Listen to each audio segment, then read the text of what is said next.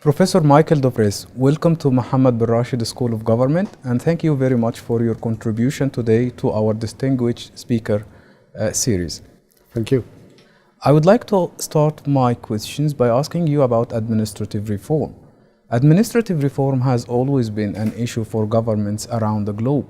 So what do you see are the main drivers for reform at the time being?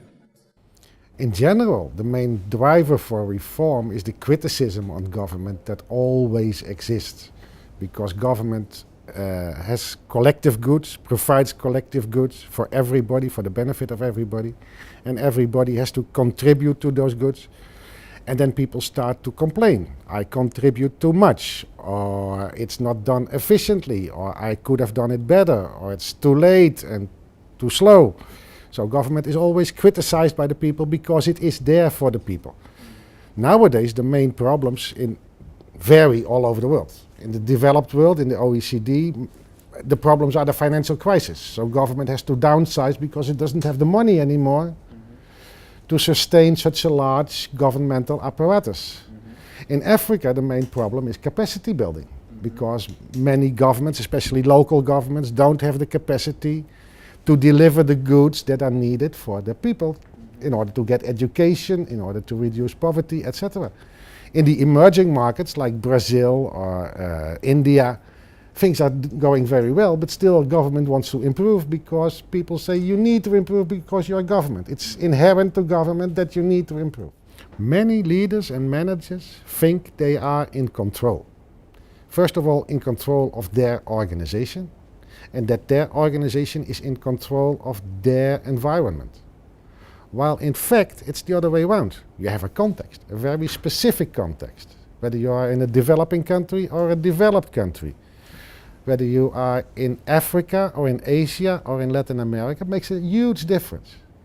That context determines what kind of organization you can build. And the type of organization you can build determines what kind of leader you need. So it's really the opposite of what people mostly think, that leaders steer their organization, that steers the environment. It's the other way around. The environment steers what kind of organization can be built, steers what kind of leadership is needed. And that implies that context is very important, and that you cannot just transfer one policy out of one context into another policy in another context. And that's what the World Bank itself says also. It says, well, we need to take the context into account. And we discovered that.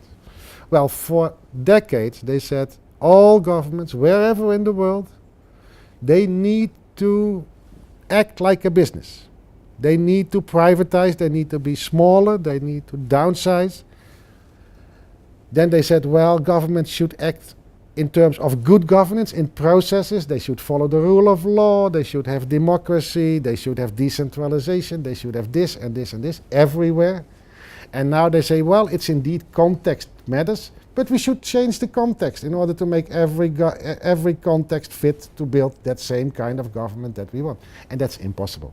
We have seen the banking sector, which is often larger than the government sector, larger than the total gross national product of a country.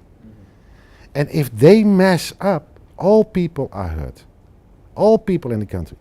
And government is there to prevent that ordinary people are hurt by problems they cannot solve themselves and they cannot do anything about it themselves.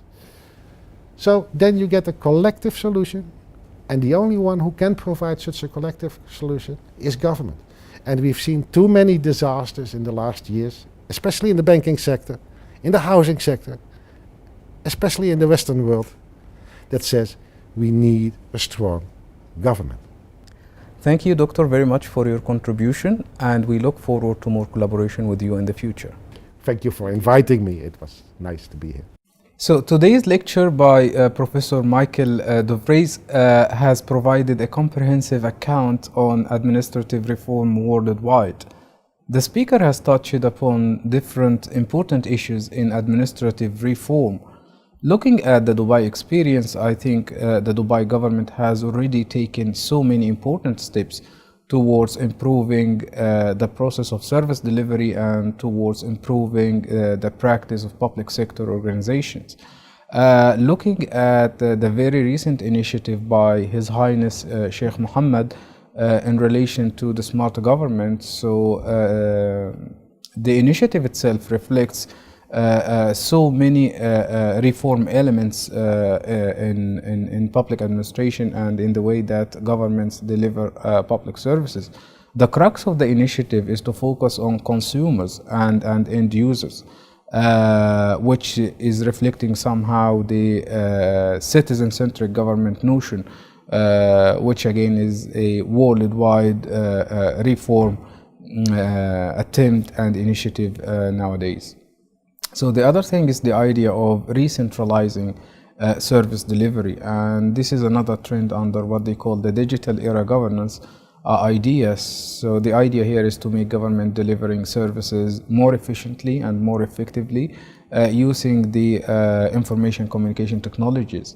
And I think so the government of Dubai has already, under the smart government initiative, so they have already achieved a lot in reintegrating services and in creating one platform via which customers and citizens can access different services at the same time.